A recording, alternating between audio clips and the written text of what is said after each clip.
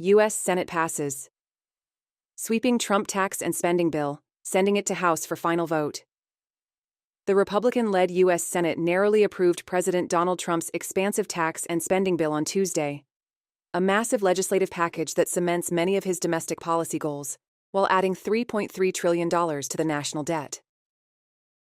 The 940-page bill now heads to the House of Representatives for final approval, with Trump urging lawmakers to deliver the legislation to his desk by the July 4th holiday.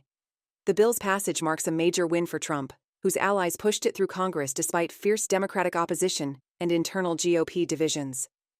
The Senate approved the bill 51-50, with Vice President JD Vance casting the tie-breaking vote. Only 3 Republican senators, Tom Tillis, NC, Susan Collins, Maine, and Rand Paul, Chi, broke ranks to vote against it. Republicans have had little room for dissent, holding just a slim majority in both chambers. The House passed an earlier version of the bill by only 2 votes in May, and the current version, amended in the Senate, faces renewed resistance from both ends of the Republican spectrum. Hardline conservatives in the House Freedom Caucus criticized the bill's $3.3 trillion price tag, which the Congressional Budget Office, CBO, says is $800 billion more than the House version. They're demanding deeper spending cuts before lending their support. This isn't fiscal responsibility. It's not what we agreed to, the group said in a statement. Moderate Republicans, particularly those from lower-income districts, are concerned about steep cuts to Medicaid funding and hospital reimbursements. Representative David Valadao, R. Calif, warned he couldn't back a bill that would eliminate vital funding streams our hospitals rely on.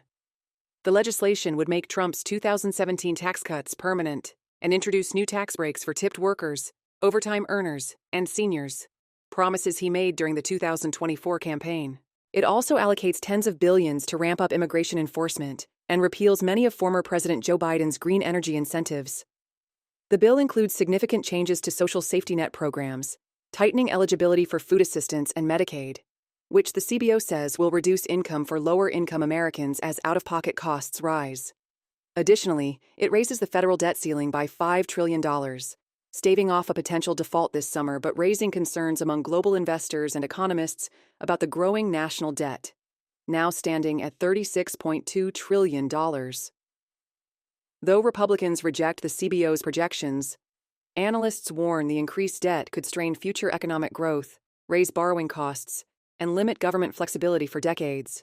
Despite general consensus on the bill's goals, Republicans remain divided on key details, including Medicaid funding formulas and a tax deduction for state and local taxes, which is critical to GOP lawmakers from high-tax states like New York and California.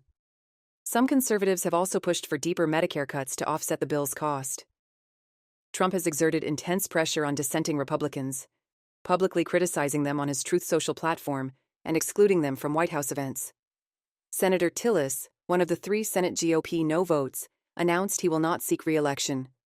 With only a slim 220 to 212 majority in the House, the final vote is expected to be tight. Trump's allies hope to overcome lingering opposition and deliver a legislative victory before Independence Day.